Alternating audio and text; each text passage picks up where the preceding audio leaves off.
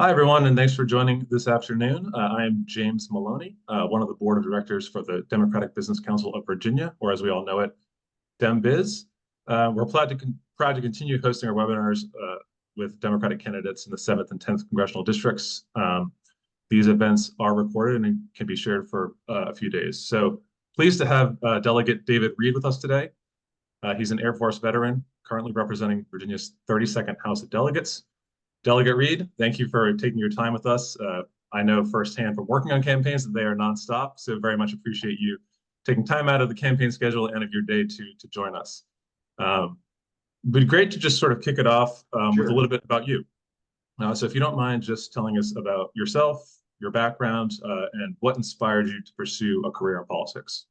So James, thanks very much for having me here today. I really do appreciate this. And as somebody who has actually worked for 35 years in the Northern Virginia business community, this is really kind of like old home week for me.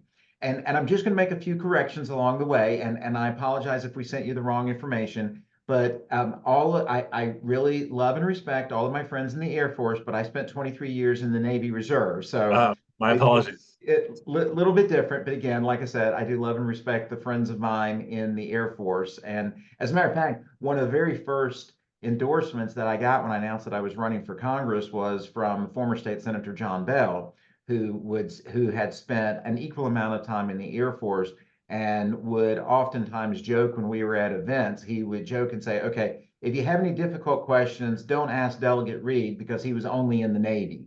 So there was always this kind of friendly service rivalry. But I want to get to your point and your question about a little bit of my background. And I think that then really kinds of informs the next question about why you're running for Congress or why you ran to begin with.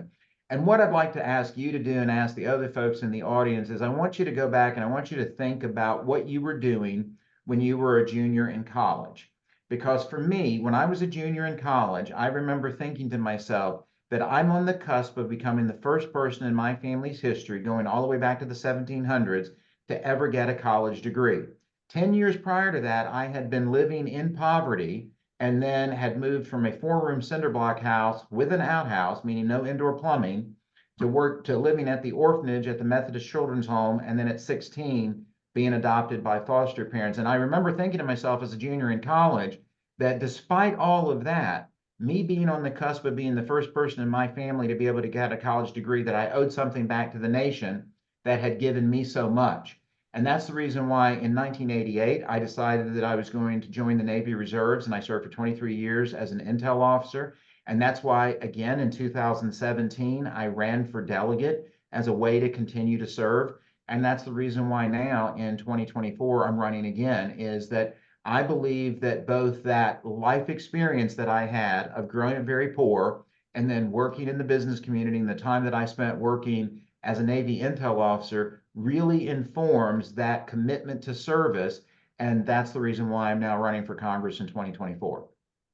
Excellent. Well, thank you for the correction and very impressive backgrounds. Can Thank certainly you. see the mix of experiences that would lead you to this congressional run. I think what we've heard from some other candidates that we've spoken with. Each one has a unique platform that they're bringing forward. Do you mind just outlining some of the key points of your platform and how you think it addresses some of the needs and concerns? I'd say both for the 10th district and then more broadly for the nation. So, James, that's a good question. And I think that this really gets tied into two different things. And that's about understanding Congress, understanding what committees you'd like to serve on, and then how those things would then be able to inform the things that you'd be able to do, not only for the 10th Congressional District, but for all of Northern Virginia. So, first of all, when we start talking about platform, I would be willing to bet that as you talk to all 12 of us, you're going to find that all 12 of us are probably going to start talking initially about protecting democracy and then protecting women's reproductive rights. And then after that, you're going to get into a lot of other different things, which could be climate change, gun safety, any number of different things. And I think that you will probably find that there is very little in degrees of separation as far as where we are on a lot of those policy issues. But I think what becomes kind of the defining or the deciding factor is going to be those things about who has the experience to actually operate in this environment that really is about taking someone from the state level issues to now dealing with the national and the international issues. And so I want to highlight a couple things. One is, as I've said, I've actually had a top secret clearance since 1988. So the better part of 34, 35 years. And so the issues that we're dealing with at the international level are things that I have been dealing with on a regular basis, both through my time in the Navy and the time working as a government contractor in the defense community here in Northern Virginia. So I bring that level of experience that other people don't. And so I think that's one of those things that's different. And that means that it's like, I think that it would be right for me to pursue an appointment on the House Permanent Select Committee on Intelligence. Now, the Yes. downstream effect of that, and also possibly being on appropriations, because I'm currently on the House Appropriations Committee in the Virginia General Assembly, is that the bar has been set so low. All of us who are on this particular call understand very much that it's like when we go from the threat of one government shutdown to another, how that adversely affects the private government contracting community here in Northern Virginia and in CD10. We all know that it's like the military people will get paid, the government civilians will get paid, but the government contractors who are doing a large portion of the economic work here in Northern Virginia will not get paid. And every time that this happens, then it means that they have to go through that whole process of trying to determine what are we going to do to keep people whole? How are we going to be able to pay our bills? How are we going to be able to pay our employees? And so I think being on the House Permanent Select Committee on Intelligence and Appropriations and just working towards having a long-term functioning budget so that we can actually have a functioning economy here in Northern Virginia is one of the very important things. The second thing that I would talk about is that we all know that, and I'm now the vice chair of transportation in that House of Delegates, we all know that transportation is so very important here to Northern Virginia.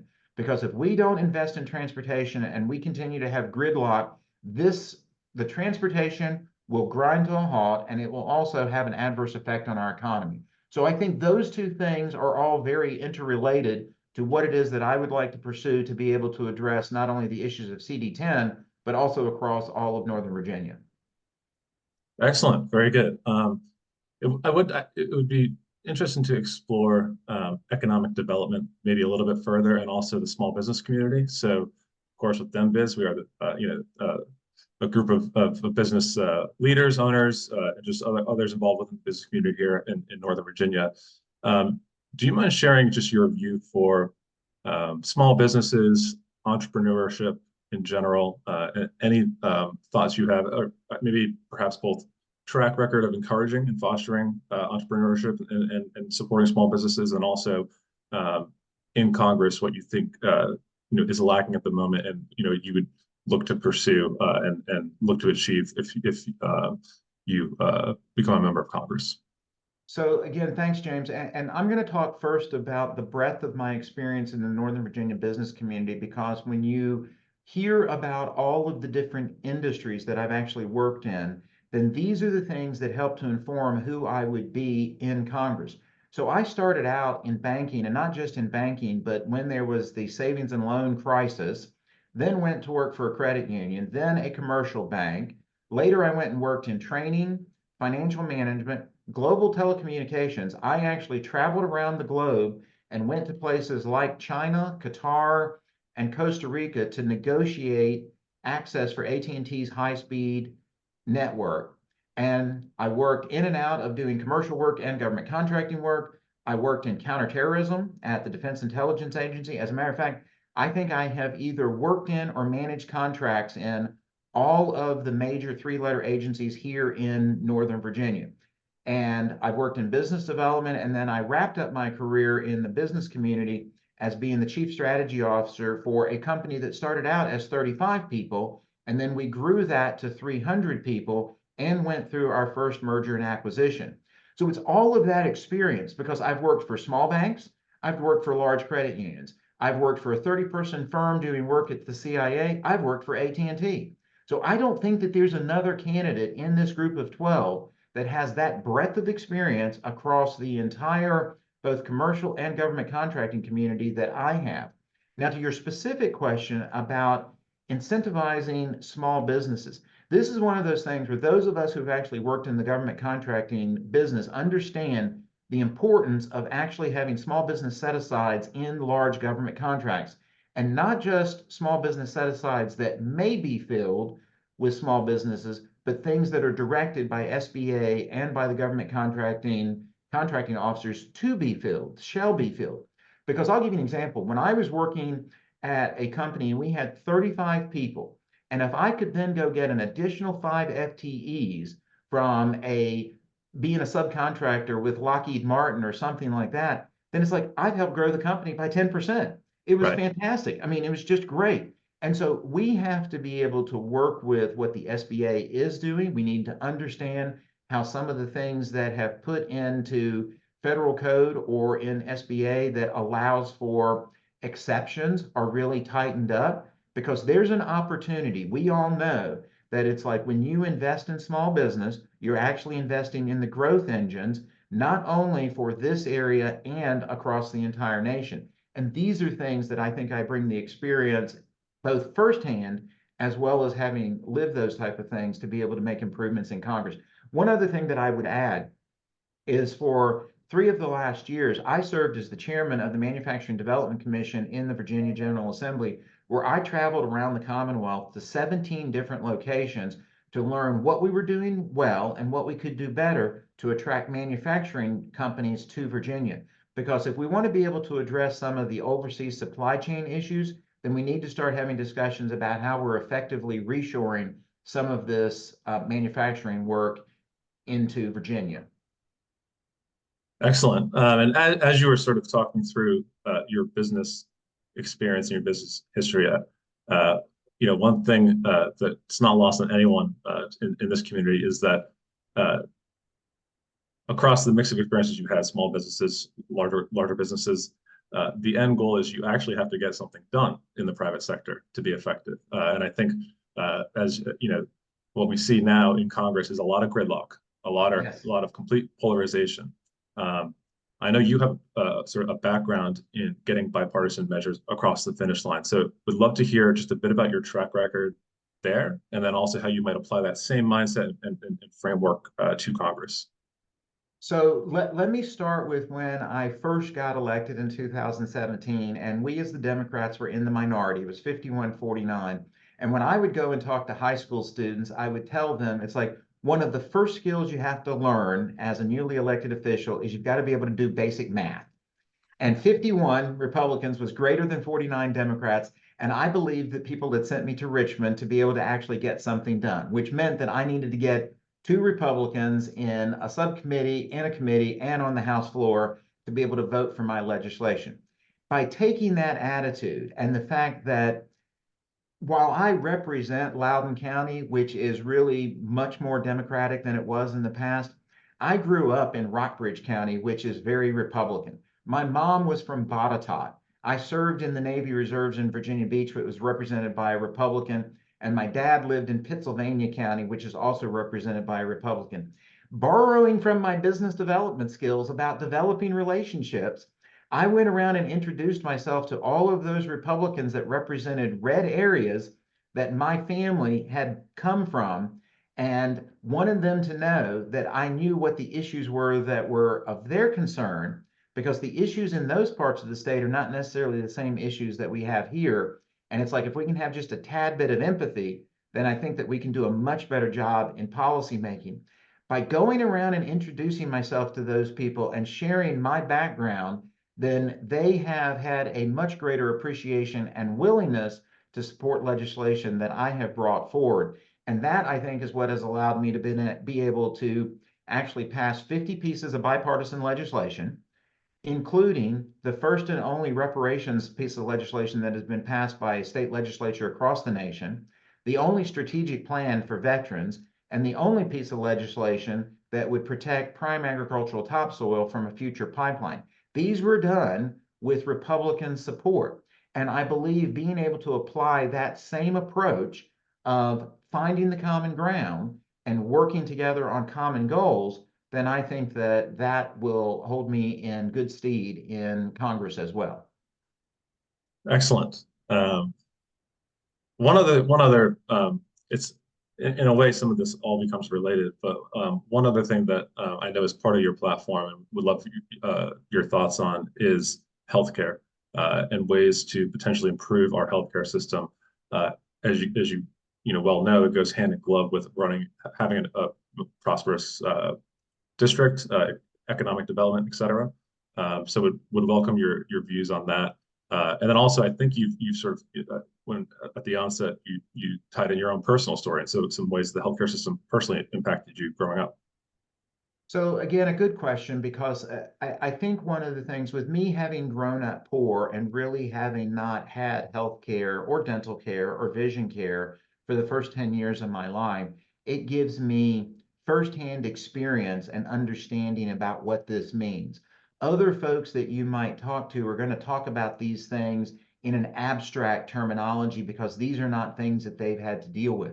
Much like the issue of college affordability, which I will tell you that it's like before I got elected, the issue of rising tuition cost was something that was going up between 7 and 14% a year. And because I went to Richmond and I made an issue out of it, and I said to my Republican colleagues that a tuition increase is just a tax increase by another name, all of a sudden we started putting money into our, into our higher education to be able to hold tuition for our public universities at 0 or 1% for the last 5 years. That's real money back in people's pockets here in CD10 and across Northern Virginia. Likewise, when you look at some of the things that we've tried to do with healthcare, we've been able to expand Medicaid to apply to people all across Virginia. And this is one of those things where I would say to people, not only was it the right thing to do, but it was the right business decision for Virginia. Because what that did is that brought $2 billion per year in federal money coming back to Virginia that then allowed 16 hospitals across the southern part of Virginia to actually operate in the black instead of operating in the red. And so much more important than that, James, individuals could stop going to the emergency health clinic or the emergency room and could start going to their primary care physician to get routine health care. Now and so these are things that we need to be able to continue looking at. But I want to go back to the discussion as well about the Manufacturing Development Commission and also about bringing good jobs to Virginia. Because if Yep. we bring good jobs to Virginia, those jobs usually come with healthcare benefits, education benefits, retirement benefits. There's so many downstream benefits of having a good, positive business environment for the people of Virginia that we have to realize that all of these things are very much interconnected. Absolutely. And I love actually just to touch on maybe one more piece of that puzzle to make it all work, which is housing, the cost of living, and inflation. I know you have some views on that. I know you've been active on this issue set. So we just welcome your views on that and what you think can be adjusted and improved upon in Congress. And this is so very important because the issue of inflation is one of those things where it's like some of the things that we've just talked about, whether we're talking about prescription drugs, housing, or college affordability. While some parts of the inflation indicators have come down, there are some that are remaining, really very high, which of course is really having an adverse impact on a lot of people in the community. I will tell you, living here in Loudoun County now for 24 years, and I think that I have lived here probably 6 times longer than anybody else who is running in this particular race. It's like my daughters were 3 and 4 when we moved here. They're now 28 and 26. But it's like my oldest daughter, who works for the federal government, was able to just get into an apartment here in Loudoun County because of some of the affordable housing work that the Board of Housing was doing. We have to recognize from a macroeconomic standpoint of view that the issue we're having with housing is we have an issue of we have a high demand in the Northern Virginia area because a lot of people want to come here because of the thriving economy, the work that's being done, the quality of life. But we have a lot of people who want to come here, but we don't have enough in the way of housing supply to be able to address that. And we can do that in 3 different areas. One is at the local level. They can have different zoning choices that they're making, and they're working on those type of things. At the state level, we can invest more in the Housing Trust Fund to be able to help incentivize developers to be able to build more. And then at the federal level, we can look at some of the codes that is actually things that are prohibiting manufactured homes, which can now be made in a factory and then brought to a site, from being able to actually qualify for mortgages. So like a lot of things that we deal with, and this is where it's like, I think my skills of having worked in the business community, it's like a lot of things that we deal with are not things that are going to be satisfied just at the federal level, but it's a requirement of working through all levels of government to be able to affect positive change. Well, I think that is a message that will certainly resonate with our membership here. Just taking a look at the time, I think, one question, just kind of stepping back from some of the policies, would just be, how's the campaign going? The campaign's going really very well because, again, one of the things that we learn in the business community is how do you measure success? Right. And there's different ways to measure success. And the thing that I am just so very positive about is the fact that in Loudoun County, people who actually know me and have worked with me, not only for the 7 years I've been in the General Assembly, but the 24 years that I've lived here, I have 14 elected officials, former elected officials, or community leaders who have endorsed my campaign. These are people who have said that I respect you, I know you as a person of integrity, and I would really feel honored to have you represent me in Congress. And so that's been fantastic. The number of people that have been willing to volunteer their time and go out and canvass and knock doors and do phone calls has just been, it's oftentimes humbling, because I will tell you again, growing up poor in the mountains of Virginia and now sitting here and having a conversation with you as me being a viable candidate for Congress is just a highlight of the fact that the American dream is still alive and well.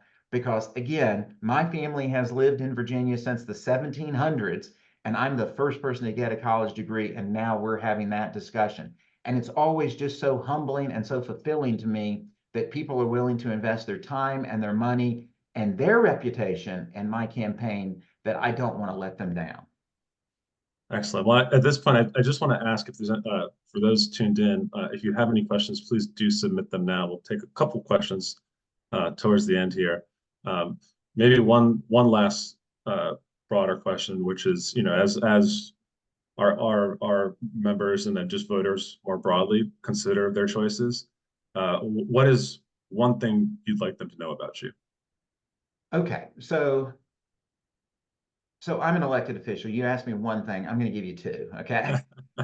Maybe Fair it's enough. because I'm an Fair enough. overachiever. Maybe I'm over delivering for you. But I think that there are really two things that I'd like to highlight. One is that I've talked about it a little bit, and I'm not going to go back and dwell it more. But it's like, I think the fact that I live in CD10 and I Uh-huh. grew up in the environment that I grew up in gives me firsthand personal lived experiences with a lot of the issues that people are dealing with across CD10 and Northern Virginia. The other thing, and I talked about this a little bit also, is that we're now looking at asking somebody to go from dealing with local, state level issues to dealing with national and international level issues. And the fact that I have had a top secret clearance since 1988 gives me a depth and breadth of experience to deal with the issues that we're dealing with across the globe now that other people don't bring to that. And I think when people are making the choice about who they want to represent them, then I think that those are things that they should take into consideration. Excellent. Well, our membership is unusually shy today, so don't have any questions lodged in, but I do have maybe just one follow-up if you have time, I which have is, time if you have time. yeah, of course. So I think along with the elected officials that you outlined have endorsed you, I also noticed that Moms Demand Action endorsed you. So I just welcome your views on, well, I guess, what that endorsement means for you. But then secondly, your views on guns in the community, and then handling crime overall. So again, it's a good question. And one of the things that I like to highlight, again, where it's like many of my colleagues are going to talk about things in the abstract, but understand, growing up in the mountains of Virginia, I used rifles and shotguns before I was 10 years old, and I was taught how to use them properly. When I then went to serve in the Navy, because of the work that I was doing, which was deployable, and I actually was deployed on no kidding 3 days notice in 1996 to go to South Korea, it was required that I get qualified on the M16 and the M9, and I qualified expert on both of those. So I come to this with a much different view and a much more informed understanding of gun safety issues than I think some of my colleagues do. And one of the things that I will tell you, and this is one of those things again that we learn in the business community, is we need to understand the root cause of what is causing some of these problems. And so it's like, I will tell you, and I'm just going to go through some of the things that we've done for gun safety issues that we've done in Virginia because they were really very data driven. And then we need to be able to apply those to the national level. So prior to 2017, Virginia was considered the center of the iron pipeline up and down the East Coast because we would allow anyone to go in and purchase as many handguns as they wanted. And then in 2019, when we took over the majority, we were able to implement one handgun a month. And that, no kidding, actually has saved lives of people up and down the East Coast who guns were being bought in Virginia and then they were being sold in places like DC, Baltimore, and New York. And I remember the mother of a police officer in New York sitting in her living room and her saying to me, please do something about this because I'm concerned about my son on the streets of New York. And this is something that we did that actually is beneficial and helpful to law enforcement. So that's a key thing. The other thing is that in Virginia, there are about 1,000 gun-related deaths a year. Of those, about 2/3 of them are suicides, and of that number, a very large portion of them are veterans. And so by us implementing the extreme risk protection orders, the red flag law, then that means that we should be able in a couple of years be able to quantifiably look back and see that we've reduced the number of gun deaths in Virginia and that we've been able to actually reduce the number of suicide-related gun deaths. So I think the very long answer to a very simple question is that we need to identify where we are going to make a meaningful difference in making our communities safer by, in some instances, having having things like the red flag laws, the Yep. one handgun a month, Yep. or having universal background checks. Yep. Excellent. Well, this has been a very informative conversation. I know you've touched on a lot of topics that are, top of mind to a lot of our members. I just want to remind those listening that this is also recorded, so we'll be able to share it via social media, and you can also share it with friends and colleagues throughout the course of this week. Delegate David, really appreciate your time today. Thank you very much. Thank you very much, James, and thank you, DemBiz. It's always great to be back with folks in the business community. Thanks.